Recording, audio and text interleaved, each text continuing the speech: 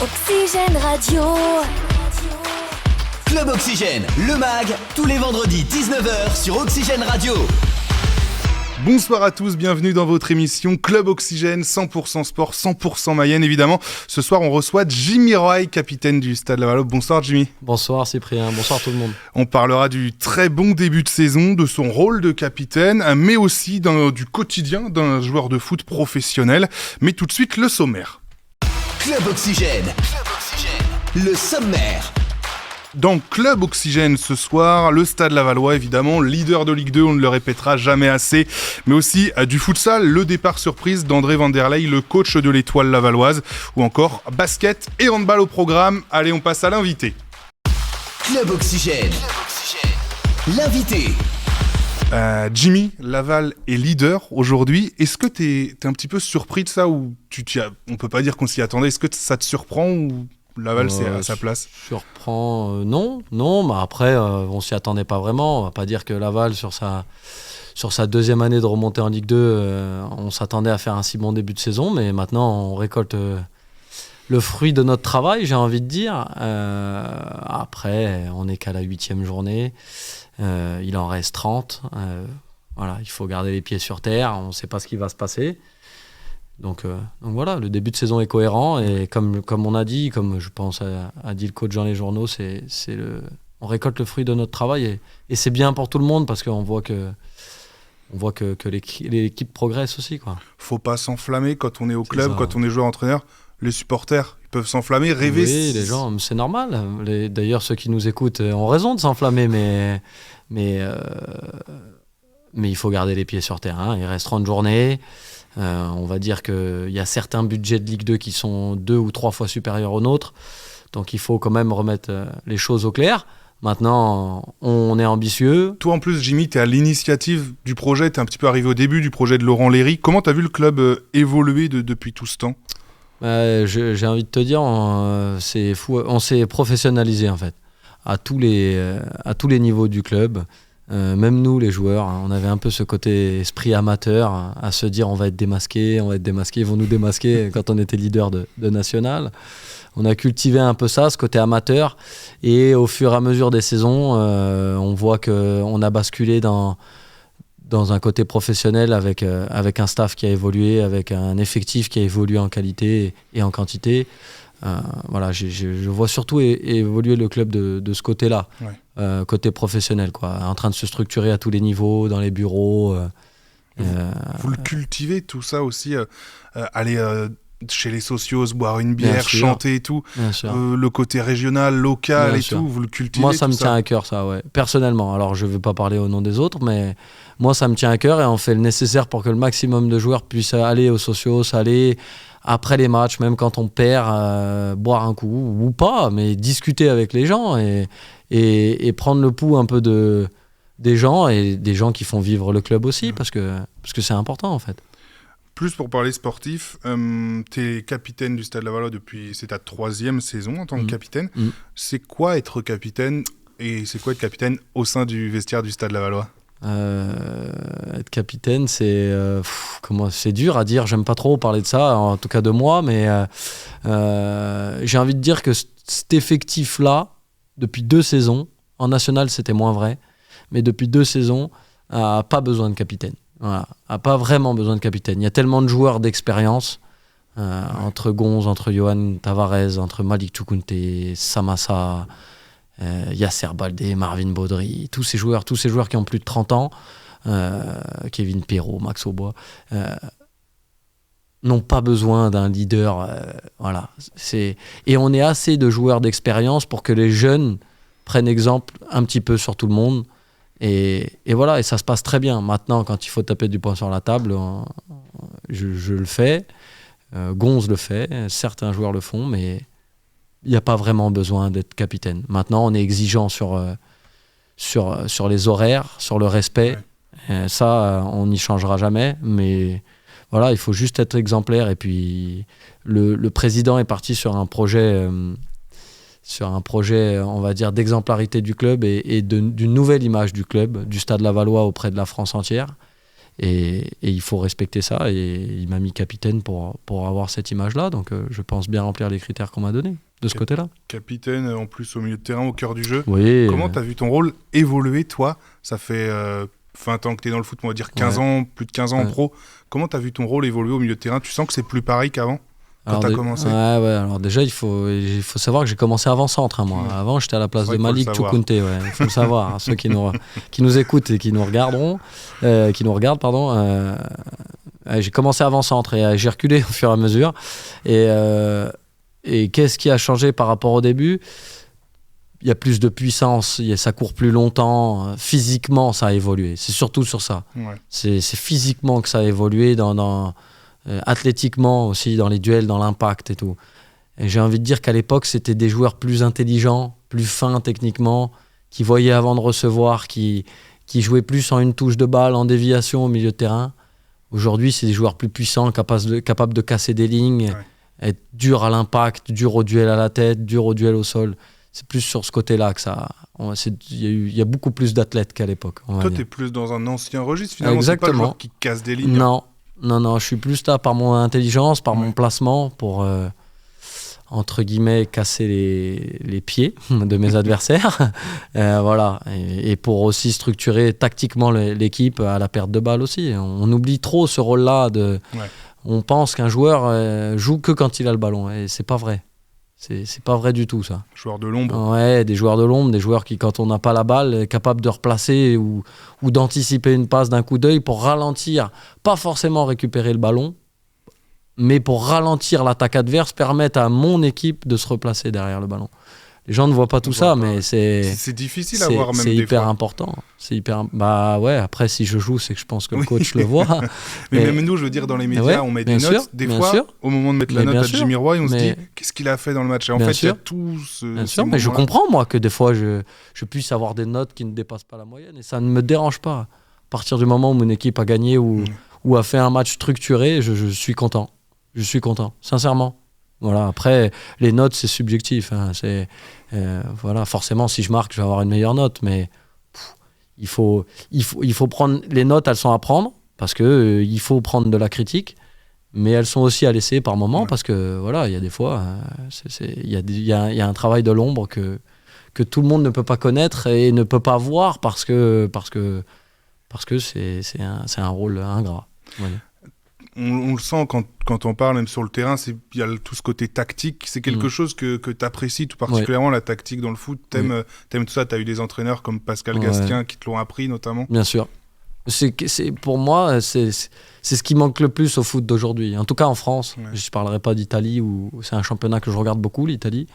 En France, il y a peut-être beaucoup moins de joueurs intelligents tactiquement qu'à l'époque. Et je trouve qu'on retourne un petit peu dans ce côté-là où on est exigeant tactiquement avec les plus jeunes, et c'est bien parce qu'on voit qu'à un certain niveau ça fait beaucoup de différence. Je vais prendre l'exemple de Yohan Tavares qui est tout le temps bien placé, qui va pas vite, qui va le plus vite, il va pas vite, il saute pas haut forcément, mais il est tout le temps bien placé, il est tout le temps dans le bon temps de passe, et voilà, j'encourage les jeunes à nous regarder, les plus anciens. Ça s'apprend, ça, ou c'est toi des rencontres, des entraîneurs qui te l'ont appris, justement ? Et c'est dur à dire. Ça s'apprend. Ça s'apprend jeune, quand on a des bons formateurs. Et ça se cultive soi-même, par une intelligence de jeu, être à l'éveil et écouter les anciens aussi, beaucoup. Chose que certains font un peu moins. On parlait de Le Basser, son public... Tu l'as vu évoluer, là, encore une fois. Laval a joué pendant le Covid, il y a eu des saisons pourries. C'était évidemment un moment, toi, tu n'as pas connu le Covid, mais tu es arrivé juste après. Enfin, tu as senti aussi cette évolution C'est un petit chaudron par moment, Le Basser. Ouais, c'est aussi cette évolution-là qu'on voit au club, au quotidien même, quand on voit le nombre de personnes qui viennent nous voir aux entraînements. Je parle même pas des matchs, parce que là, on joue à guichet fermé presque depuis 3 ou 4 mois, avec 5 mois même, avec la fin de saison dernière. C'est merci, déjà d'abord merci à tous ceux qui viennent, qui nous encouragent. C'est extraordinaire en fait. C'est bon à vivre. J'aimerais que les gens puissent le vivre à notre place, à ma place, parce que là, c'est moi qui suis derrière le micro. mais j'en parle avec mon frère des fois, avec des potes. J'aimerais que l'espace de 5 minutes, ils prennent ma place et qu'ils se rendent compte un petit peu de cette ambiance, des frissons quand on inverse les matchs à la dernière minute, à la dernière seconde. Voilà, non, merci de venir nous soutenir. Après, je pense qu'on fait le travail aussi pour que les gens viennent au stade.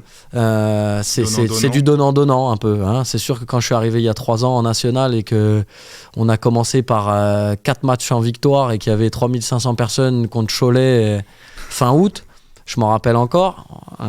C'est comme ça. Les gens payent pour venir voir un spectacle. Quand on n'est pas bon, ils viennent pas. Quand on est bon, ils sont là. Donc à nous d'être bons le plus longtemps possible et on aura le maximum de personnes.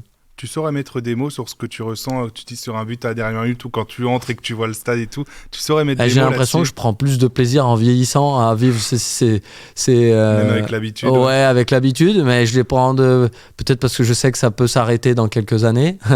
Donc je kiffe encore plus, je sais pas si je peux dire ça, mais oui, je kiffe encore plus ces moments-là, mais c'est bon à vivre, c'est bon. C'est une bonne adrénaline en fait. C'est un shoot d'adrénaline qui est bon. Et puis cette saison, il faut dire que, je sais pas s'il y a un secret pour inverser les matchs dans les dernières minutes. Ouais, ça fait que 8 matchs. On pourra parler de saison à partir peut-être de la phase aller déjà, mais pour le moment, ça fait que 8 matchs. Mais c'est vrai qu'on a. Et puis on voit qu'aussi le groupe a progressé. On a une force de caractère quand tu arrives à renverser Caen, qui était leader, sans avoir perdu un match. Et aller à leur inverser la tendance comme ça avec des jeunes qui rentrent en fin de match pour inverser ça. Et puis Guingamp, à domicile aussi, où c'est une équipe très solide, hein, Guingamp, dur à manœuvrer. T'es mené, t'arrives à égaliser, à inverser. Waouh, c'est bon. C'est bon. Et puis vous avez l'habitude de ce genre de scénario. Demain, vous jouez Valenciennes. L'année dernière, c'était à 9 contre 11. Ouais. Le but de Marvin Baudry, tenir plus d'une heure à 9 contre 11. Finalement, depuis quelques mois, on a l'impression que Laval aime les scénarios complètement fous. C'est à l'image de l'équipe. Peut-être que Valenciennes n'a pas oublié ce scénario-là aussi de la saison dernière. Donc, il va falloir être fort demain pour les battre. Après... Oui, on aime revenir au score, on cultive de ne rien lâcher en fait. J'aimais bien à l'époque, alors je vais peut-être offenser mes supporters, mais attention, je parle pas du club, je parle pas de leurs supporters, mais j'aimais bien le slogan d'Angers à l'époque, la dalle angevine. J'aimais bien le slogan, la dalle angevine. Il faudrait qu'on trouve un slogan lavallois. J'aimerais que certains supporters qui m'entendent puissent trouver quelque chose pour trouver nous aussi on lâche rien en fait. On lâchera rien. En tout cas, moi, en tant que capitaine, je lâcherai jamais rien, quoi qu'il arrive. Et voilà. Donc, pour le moment, ça nous sourit. On arrive à inverser les matchs. Maintenant, j'aimerais qu'on soit pas mené tous les matchs. Ça éviterait d'avoir des sueurs froides à la fin. Si vous trouvez un slogan, vous envoyez par message privé à Jimmy Roy et il se fera le relais de tout ça. Allez-y. Tu parlais d'ailleurs toi-même, c'est pas moi qui ai amorcé le sujet, de ton âge avancé à 35 ans dans le football. C'est vrai. Est-ce que tu envisages l'après-carrière déjà? C'est important de savoir ce que tu veux faire toi? Ouais, j'y ai réfléchi, mais moi on parlait de ce côté tactique et tout ça, et j'aimerais entraîner moi plus tard. J'aimerais entraîner. Alors attention, hein, je dis pas que je vais arrêter en fin de saison, hein, c'est pas vrai. Je compte jouer le plus longtemps possible, mais quand j'arrêterai, je compte entraîner. Voilà, peut-être me faire les armes, passer les diplômes, entraîneur adjoint ou prendre une équipe de jeunes, mais j'ai envie d'aller dans cette voie-là. Voilà, voir ce que je vaux. Pareil. Question de ton âge ou pas, mais forcément, plus on vieillit, plus on doit s'entretenir aussi pour être au top niveau. C'est quoi le quotidien d'un joueur quand t'es pas sur le terrain en match ou à l'entraînement? Qu'est-ce qu'on fait C'est du repos. C'est beaucoup de repos. Je voyais mon fils qui était avec mes grands-parents cet été et qui disait papa, il se repose beaucoup. Ouais, papa, il se repose beaucoup, ouais, c'est vrai. J'aime bien faire la sieste. Là, je vais d'ailleurs, j'irai avant le match samedi. On fait des siestes tous les jours. Dès que je peux, je fais des siestes. Dès que mon fils m'en laisse l'opportunité, quand il est à l'école. Mais non, c'est beaucoup de repos. C'est une hygiène de vie où on essaye d'être au maximum carré. Maintenant, je suis pas le dernier à boire un coup non plus, mais on essaye de faire attention. Les semaines avant les matchs, on fait attention. Après, moi, je fais partie un peu de la vieille école où quand le match il est terminé et qu'il y a eu un résultat positif, on fait de ça. Ouais, Sous-entendu, une bonne bière, ça Une fait bonne jamais de bière, mal. ça fait. Ou un bon caisson, ça fait jamais de mal. À consommer évidemment avec modération. Bien entendu. On prévient. Merci beaucoup Jimmy Roy. Avant de se quitter, je te propose de faire une petite interview flash. Je te pose Allez. des questions, tu réponds très rapidement. Feu. Allez, jingle interview flash. Feu. Club Oxygène, l'interview flash. L'équipe que tu rêves d'affronter dans ta carrière. Paris Saint-Germain. Ton plat préféré. L'osso buco. De ma mère, je précise. Soirée foot ou Netflix. Ah, fort. Foot. Hiver ou été. Été. La Ligue 2 le samedi à 15h ou à 19h le soir. Le samedi 15h pour voir des familles au stade. Ton animal de compagnie. J'en ai pas et je n'en veux pas. Ah, ton rituel avant un match, juste avant les quelques minutes qui précèdent, est-ce que t'as quelque chose? Rien. Encourager tous mes coéquipiers un par un. Ta matière préférée quand t'étais à l'école? Bon, ouais, Ça remonte, hein. le sport. Et le métier que tu aurais fait si t'avais pas été dans le foot? Policier. Si t'avais été un super-héros? Batman. Le joueur le plus fort avec qui tu as joué? Ah, c'est un joueur que tout le monde ne va pas connaître, mais Mohamedou Diou, il s'appelait. C'était un joueur extraordinaire. Extraordinaire. Quelle équipe? À Niort, et il aurait dû jouer bien plus haut, ce joueur-là. Le joueur le plus fort que tu as affronté cette fois? Moi, j'en ai affronté, hein. Il y a eu N'Golo Kanté, Mahrez, Ferreira Carrasco. Il y a eu quelques joueurs. bons joueurs, Ouais, quelques bons joueurs. Ce qui te plaît à Laval? L'ambiance, le foot, les gens sont gentils.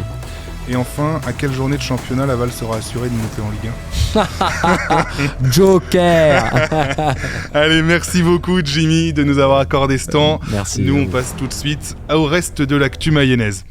Oxygène Radio. Club Oxygène, le mag, tous les vendredis 19h sur Oxygène Radio.